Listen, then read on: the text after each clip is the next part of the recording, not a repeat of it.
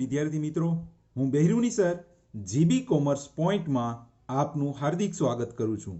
વિદ્યાર્થી મિત્રો, આજે આપણે ધોરણ 12 વિષય નામાના મૂળ તત્વો ભાગ બીજો અને એનો પ્રથમ પ્રકરણ શેરમૂડીના હિસાબો એમાં શેર જપ્તીનો આપણે અભ્યાસ કરવાનો છે.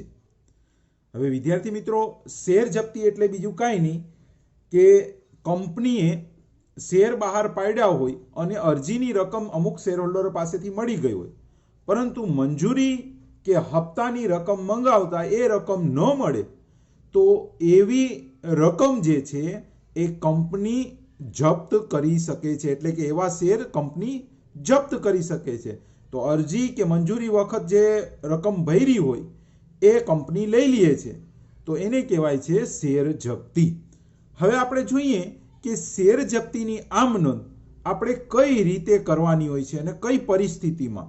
તો પરિસ્થિતિ બે પ્રકારે હોઈ શકે છે.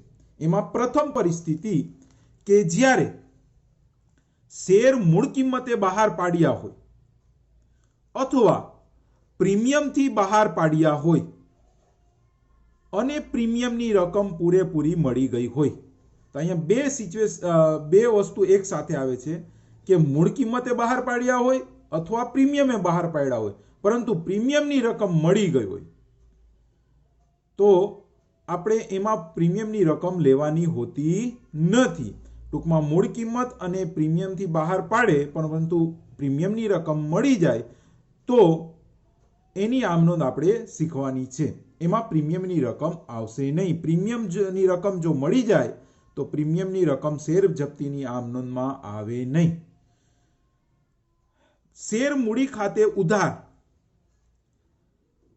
કઈ રકમ આવશે તો કે જપ્ત કરેલા શેરની સંખ્યા એને ગુણ્યા શેર દીઠ મૂડી પેટે મંગાવેલ રકમ. અહીંયા જપ્ત કરેલ શેરની સંખ્યા જે પણ હોય એ આવશે એને ગુણ્યા શેર દીઠ મૂડી પેટે મંગાવેલ રકમ. મૂડી પેટે એટલે શેરની જે મૂળ કિંમત હોય ને એ જેટલી મંગાવી હોય ને એ રકમ અહીંયા આવશે. જનરલી મોટા ભાગે 10 રૂપિયાનો શેર હશે, જો 10 રૂપિયા મંગાવેલ હોય તો 10 આવશે, પરંતુ અમુક દાખલાઓમાં મંગાવેલ રકમ જે છે એ પૂરેપૂરી મંગાવી ન હોય, એટલે કે દાખલા તરીકે મંજૂરી વખત સુધીની ₹6 મંગાવી લીધા છે અને ત્યારબાદ જે હપ્તો આવે છે એ હપ્તા પહેલા જપ્ત કરે છે શેર, તો મંગાવેલ રકમ 6 રૂપિયા જ થાય. તો ટૂંકમાં જેટલી મંગાવેલ રકમ હશે એ અહીંયા શેર દીઠ રકમ આવશે મૂડી પેટે. તે શેર જપ્તી ખાતે. શેર જપ્તી ખાતે એટલે એ રકમ હોય વિદ્યાર્થી મિત્રો કે જે શેર હોલ્ડરે ભરેલ રકમ હોય અને કંપનીને મળેલ હોય. તો જે પણ કંપનીને શેર હોલ્ડરે આપેલી હોય રકમ અને મળેલ હોય એ શેર જપ્તી ખાતે આવે. કઈ રીતે આવશે? જપ્ત કરેલા શેરની સંખ્યા એને ગુણ્યા શેર દીઠ મૂડી પેટે મળેલ રકમ. અહીંયા પણ મૂડી પેટે મળેલ રકમ એટલે શેર દીઠ પ્રીમિયમ ભરાઈ ગયો તો પ્રીમિયમ સિવાયની જ લેવાની, એટલે કે મૂળ કિંમત જે શેરની હોય એ જ આપણે શેર જપ્તી ખાતે આવે. એ બાબત ખાસ ધ્યાન રાખજો કે શેર જપ્તીમાં ક્યારેય તમારે પ્રીમિયમની રકમ આવશે નહીં. સેકન્ડ, તે બાકી હપ્તા ખાતે. વિદ્યાર્થી મિત્રો, અહીંયા શેર મંજૂરી હોય તો પણ મેં બાકી હપ્તામાં જ લઈ લીધું છે અને હપ્તો હોય તો પણ બાકી હપ્તા ખાતે પણ બાકી હપ્તામાં જ લઈ લીધું છે. તમે અલગ અલગ પણ લખી શકો છો, પરંતુ તમારા માટે સરળતા ખાતર તે બાકી હપ્તામાં બે વસ્તુ આવી જાય, એ મંજૂરીની રકમ ન ભરી હોય કે હપ્તાની રકમ ન ભરી હોય. તો કઈ રીતે એની રકમ નક્કી થાય? જપ્ત કરેલા શેરની સંખ્યા એને ગુણ્યા મંજૂરી કે હપ્તાની શેર દીઠ મંગાવેલ પરંતુ નહીં મળેલ રકમ. તો બાકી હપ્તામાં જે મળી નથી રકમ એ શેર દીઠ રકમ આવશે. ને અહીંયા પ્રીમિયમની રકમ ઉપર હેડિંગ બાંધ્યું છે, મળી જ ગઈ હોય તો અહીંયા પ્રીમિયમની રકમ આવે નહીં. તો બાકી હપ્તા ખાતે આપણે આ રીતે રકમ લખવાની રહેશે. ટૂંકમાં શેર જપ્તીમાં મળેલ રકમ આવે અને બાકી હપ્તામાં નહીં મળેલ રકમ આવે। હવે બીજી પરિસ્થિતિ શેર જપ્તીની, જ્યારે શેર પ્રીમિયમે બહાર પાડ્યા હોય અને પ્રીમિયમની રકમ મળવાની બાકી હોય, પ્રીમિયમે બહાર પાડ્યા અને પ્રીમિયમની રકમ મળવાની બાકી હોય, તો આપણે આ રીતે આમ નોંધ કરશું. જોઈએ કઈ રીતે આમ નોંધ કરવાની છે. તો કે શેર મૂડી ખાતે ઉધાર, ઉપર જેમ કર્યું એમ જ જપ્ત કરેલા શેરની સંખ્યા એને ગુણ્યા શેર દીઠ મૂડી પેટે, એટલે કે મૂળ કિંમત જે શેરની હોય ને એ પેટે મંગાવેલ રકમ. પણ પ્રીમિયમની રકમ મળી નથી એટલે જામીનગીરી પ્રીમિયમ ખાતે ઉધાર. કઈ રીતે એની રકમ નક્કી થાય? તો કે જપ્ત કરેલા શેરની સંખ્યા એને ગુણ્યા મંગાવેલ પરંતુ નહીં મળેલ શેર દીઠ પ્રીમિયમની રકમ. મંગાવેલી હોય પરંતુ શેર દીઠ પ્રીમિયમની રકમ ન મળી હોય એ અહીંયા આવશે. તો જામીનગીરી પ્રીમિયમની ટૂંકમાં જે રકમ મંગાવી છે પરંતુ નથી મળી એ જામીનગીરી પ્રીમિયમ ખાતે ઉધાર થશે. તે શેર જપ્તી ખાતે જમા રકમમાં શેર જપ્તી ખાતે આવશે. તો એમાં ઉપર આપણે જોયું એ જ રીતે સેમ ટુ સેમ જપ્ત કરેલા શેરની સંખ્યા એને ગુણ્યા શેર દીઠ મૂડી પેટે મળેલ રકમ, એટલે કે શેરની મૂડી પેટે એટલે કે શેરની મૂળ કિંમત જે હોય ને એ શેર જપ્તીમાં ક્યારેય જામીનગીરી પ્રીમિયમ આવશે નહીં. એ બાબત ખાસ ધ્યાન રાખજો. તે બાકી હપ્તા ખાતે કઈ રીતે રકમ એની નક્કી થાય? તો કે જપ્ત કરેલ શેરની સંખ્યા એને ગુણ્યા મંજૂરી કે હપ્તાની પ્રીમિયમ સહિત શેર દીઠ મંગાવેલ પરંતુ નહીં મળેલ રકમ. જ્યારે પણ વિદ્યાર્થી મિત્રો જામીનગીરી પ્રીમિયમ ખાતે ઉધાર થાય તો બાકી હપ્તા ખાતે જે જમા કરીએ ને આપણે એ રકમમાં પ્રીમિયમ સહિત મંગાવેલ પરંતુ નહીં મળેલ રકમ શેર દીઠ આવે. આ બાબત ખાસ ધ્યાનમાં રાખવી. જનરલી ક્યારેક વિદ્યાર્થી મિત્રો એમ કરતા હોય છે કે બાકી હપ્તામાં મૂળ કિંમત લઈ લે છે.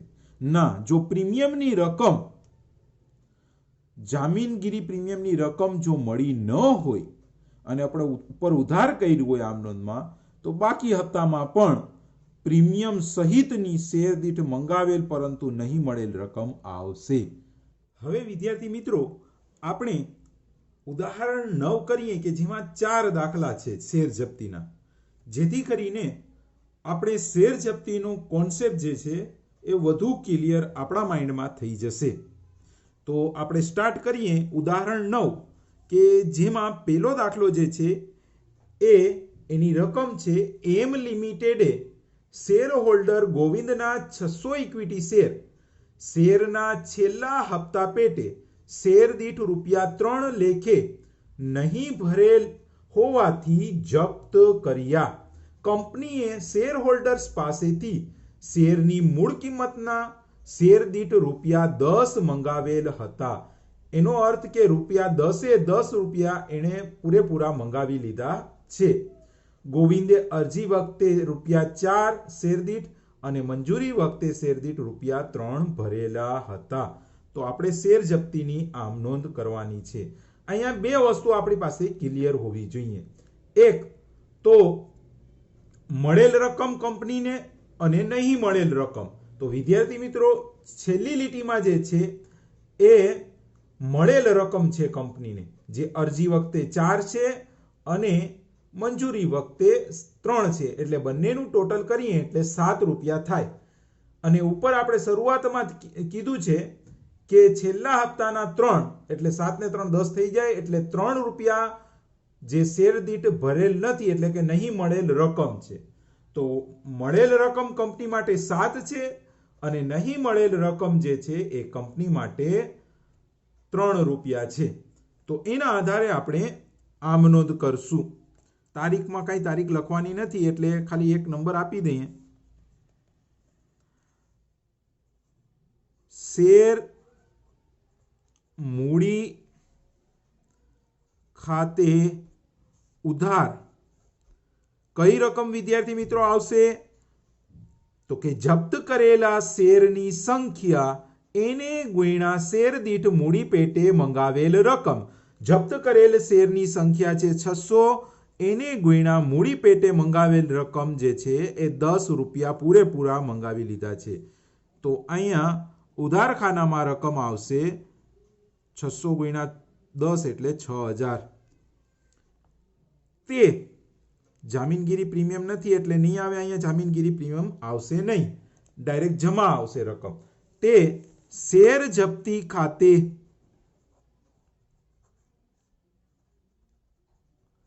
તો વિદ્યાર્થી મિત્રો એમાં રકમ આવશે જપ્ત કરેલા શેરની સંખ્યા એને ગુણ્યા શેર દીઠ મૂડી પેટે મળેલ રકમ. તો જપ્ત કરેલા શેરની સંખ્યા છે 600, એને ગુણ્યા મળેલ રકમ છે 7 રૂપિયા. તો બંનેનો ગુણાકાર આપણે જમા રકમમાં લખીએ એટલે 4200. એ જ રીતે સેકન્ડ જમા રકમ તે બાકી હપ્તા ખાતે.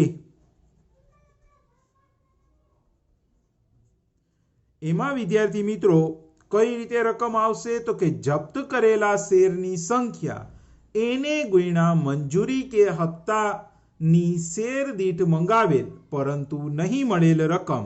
તો 600 જપ્ત કરેલ શેરની સંખ્યા છે અને નહીં મળેલ રકમ શેર દીઠ છે છેલ્લા હપ્તાની 3 રૂપિયા. તો બંનેનો ગુણાકાર આપણે જમા ખાનામાં લખીએ 1800. તો આ આપણી આમનોંધ થઈ ગઈ. હવે બાબત જે હવે જુઓ, ઉધાર અને જમા રકમનો સરવાળો હંમેશા આમનોંધમાં સરખો જ થાય. ઉધાર 6000 અને જમા પણ આ બંનેનો સરવાળો પણ 6000. બાજે ગોવિંદના 600 શેર જપ્ત કર્યા તેના 600 શેર જપ્ત કર્યા. હવે બીજો દાખલો 9માનો. હવે જ્યારે પણ આપણે વાંચન કરીએ તો આપણે 3 વસ્તુ આમાં ક્લિયર હોવી જોઈએ, ક્લિયર આપણે મેળવવાની છે. એક તો મંગાવેલ રકમ, બીજી આપણે કંપનીને મળેલ રકમ અને ત્રીજું નહીં મળેલ રકમ શેર દીઠ. આ 3 વસ્તુ આપણે ક્લિયર કરવાની હોય છે દાખલામાં. તો વાંચીએ આપણે.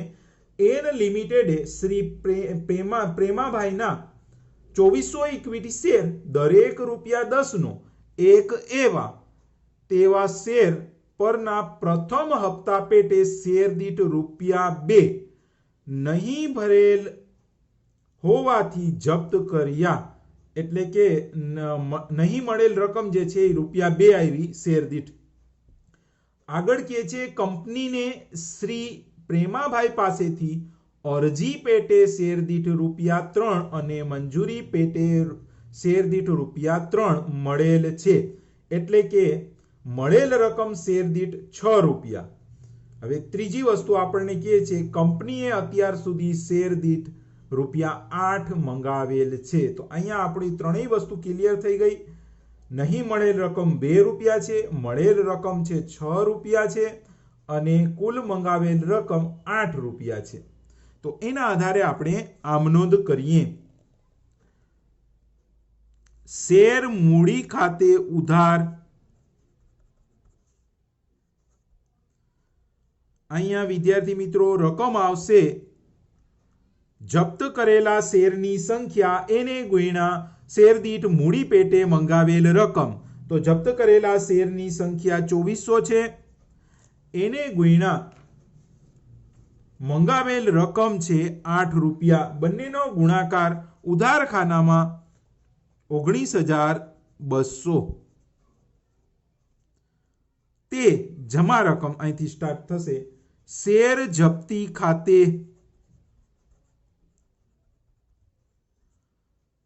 તો વિદ્યાર્થી મિત્રો એમાં રકમ કઈ આવશે તો કે જપ્ત કરેલ શેરની સંખ્યા એને ગુણ્યા શેર દીઠ મૂડી પેટે મળેલ રકમ.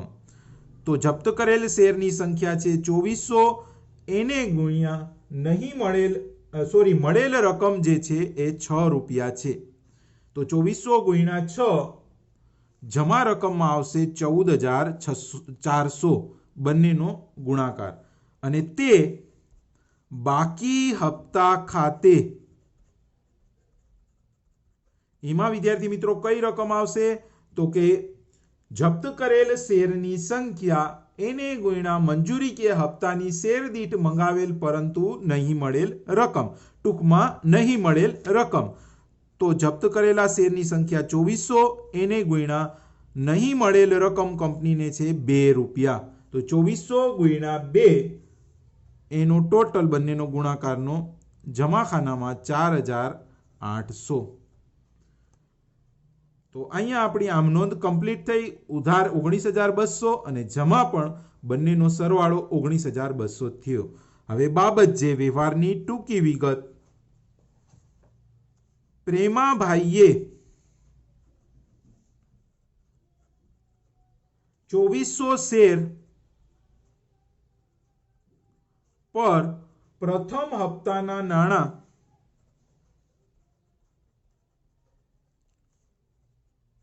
नहीं भरता प्रथम हफ्ता बाद शेर जप्त कर्या तेना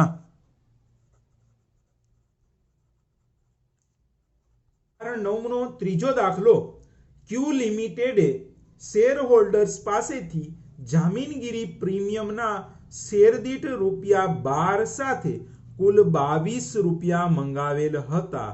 તો એનો અર્થ કે 22 માંથી આપણે 12 રૂપિયા કાઢી નાખીએ તો શેરની મૂળ કિંમત 10 રૂપિયા એ 10 રૂપિયા મંગાવેલ હતા. તો આ 10 રૂપિયા જે છે એ શેર મૂડી ખાતે ઉધાર આવે કારણ કે એમાં પ્રીમિયમની રકમ ક્યારેય ન આવે. સેકન્ડ આગળ કે છે આપણને કિંજલે તેના 500 શેર પર અરજી વખતે શેર દીઠ ₹15 12 પ્રીમિયમ સાથે. તો એનો અર્થ કે 12 પ્રીમિયમ સાથે તો 3 રૂપિયા શેરની મૂળ કિંમતના હોય અને મંજૂરી વખતે શેર દીઠ ₹4 ભરેલા હતા.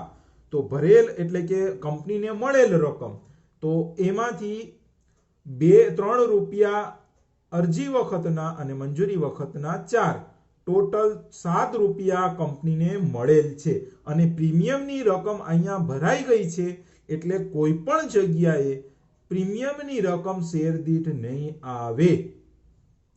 તો મંગાવેલ 10 રૂપિયા શેર દીઠ મૂળ કિંમત છે અને મળેલ રકમ 7 રૂપિયા છે. તો અંતિમ લીટી વાંચીએ અને નહીં મળેલ રકમ આપણને એમાંથી પ્રાપ્ત થશે. કિંજલે તેણે ધારણ કરેલ 500 શેર પર આખરી હપ્તા પેટે શેર દીઠ ₹3 લેખે નહીં ભરતા કંપનીએ તેના શેર જપ્ત કર્યા.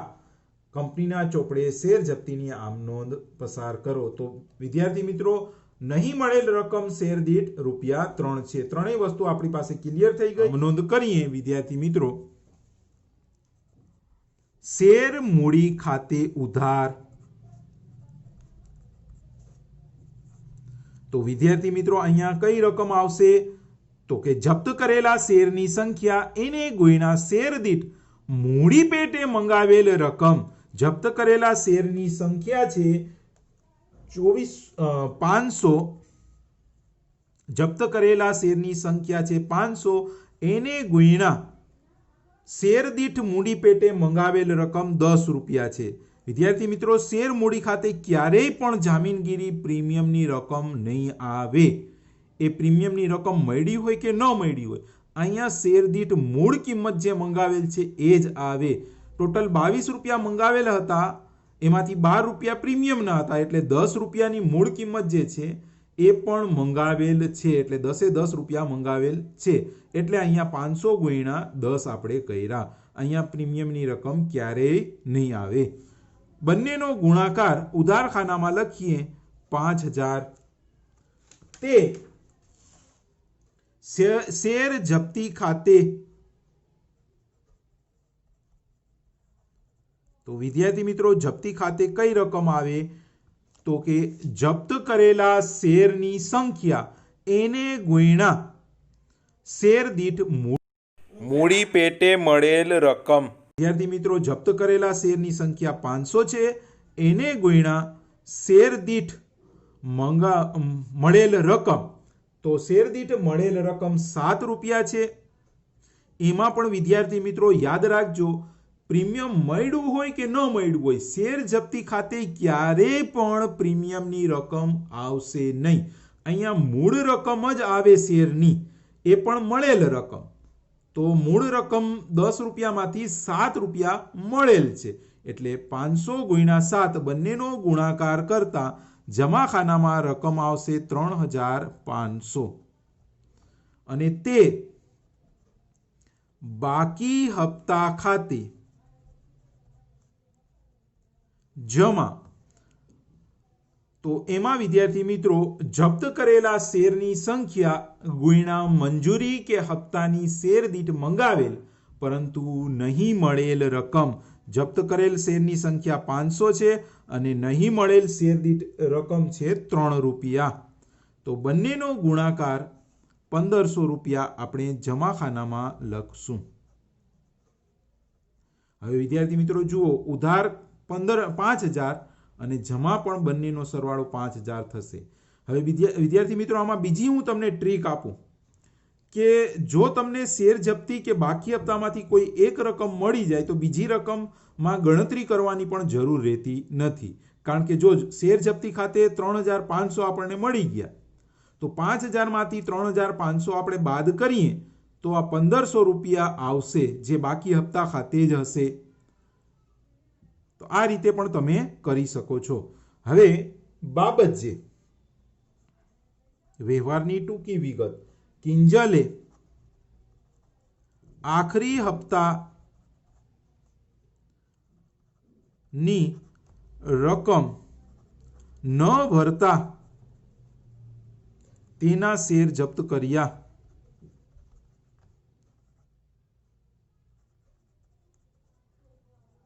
તેના ઉદાહરણ 9 નો ચોથો અને અંતિમ દાખલો, પી લિમિટેડે શેર દીઠ ₹10 લેખે 50% પ્રીમિયમથી ઇક્વિટી શેર બહાર પાડ્યા હતા. વિદ્યાર્થી મિત્રો 10 રૂપિયા કિંમત છે શેર દીઠ, એના 50% પ્રીમિયમ એટલે 5 રૂપિયા શેર દીઠ પ્રીમિયમ થશે. આગળ કે છે કંપનીએ અરજી વખતે ₹4, મંજૂરી વખતે ₹8 પ્રીમિયમની રકમ સહિત. તો પ્રીમિયમ ₹5 છે તો મંજૂરી વખતે ₹3 હશે, એમ આપણે સમજવાનું છે. અને પ્રથમ અને છેલ્લા હપ્તા વખતે ₹3 મંગાવેલ હતા, એટલે કે ટોટલી રકમ 10 રૂપિયા મંગાવી લીધી છે. આગળ કે છે શ્રી જીગર કે જેણે 600 શેર ધારણ કરેલ છે તેણે ફક્ત અરજીની રકમ જ કંપનીમાં આપેલ છે. કંપનીએ તેમના શેર પ્રથમ અને છેલ્લા હપ્તા બાદ જપ્ત કર્યા. હવે વિદ્યાર્થી મિત્રો અહીંયા આપણે જામીનગીરી પ્રીમિયમની રકમ પણ આપણને મળી નથી, કારણ કે માત્ર અરજીની જ રકમ મળી છે. તો પહેલા આપણે નક્કી કરીએ કે મળેલ રકમ કઈ છે, મંગાવેલ રકમ, પ્રથમ આપણે નક્કી કરીએ મંગાવેલ રકમ કઈ છે. તો મંગાવેલ રકમ 10 રૂપિયા છે, એમાં કીધું જ છે આપણને કે પ્રથમ અને છેલ્લા હપ્તા વખતે પણ ₹3 મંગાવેલ હતા. તો મંગાવેલ રકમ 10 રૂપિયા.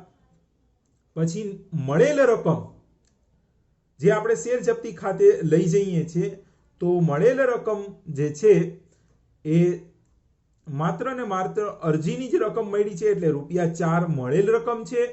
અને ત્યારબાદ નહીં મળેલ રકમ જે છે એમાં પ્રીમિયમની રકમ સહિત મળેલ રકમ નથી, તો એને પણ લેવાનું, એટલે ₹8 મંજૂરીના અને હપ્તાના ₹3, એટલે નહીં મળેલ રકમ છે ટોટલ ₹11.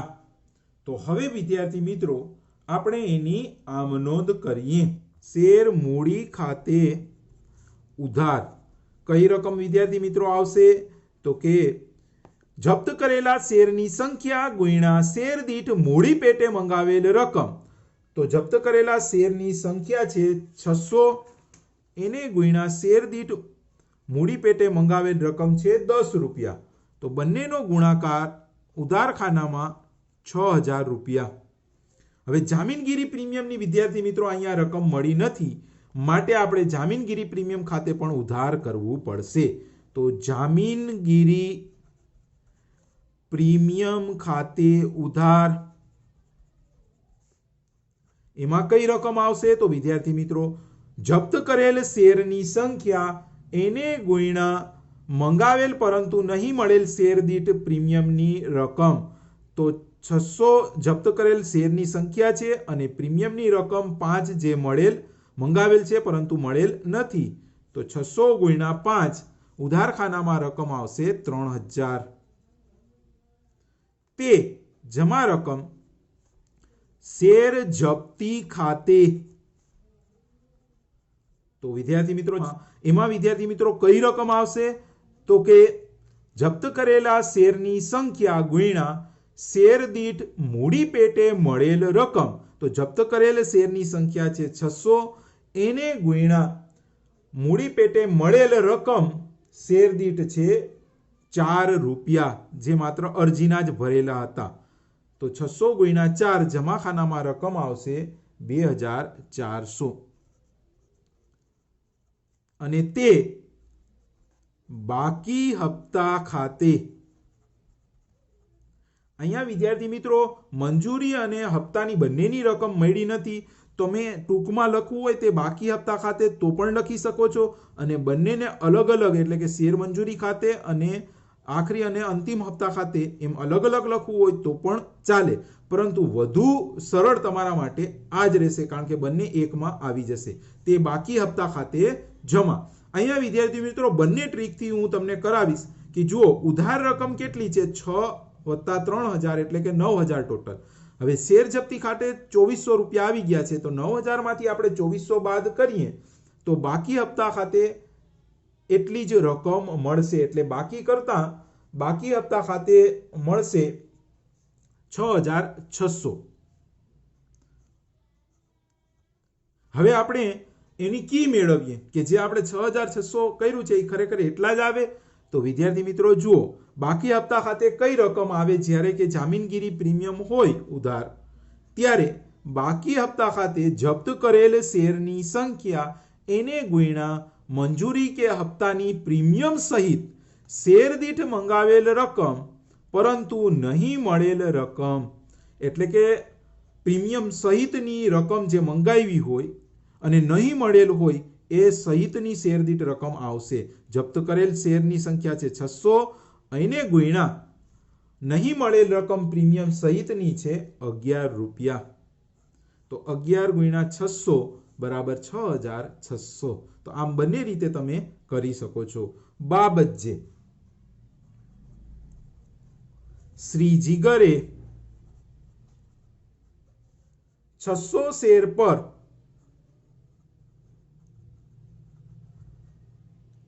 મંજૂરી અને આખરી હપ્તાના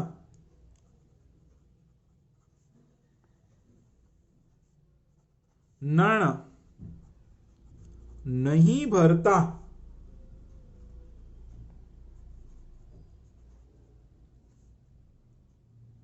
શેર જપ્ત કર્યા તેના.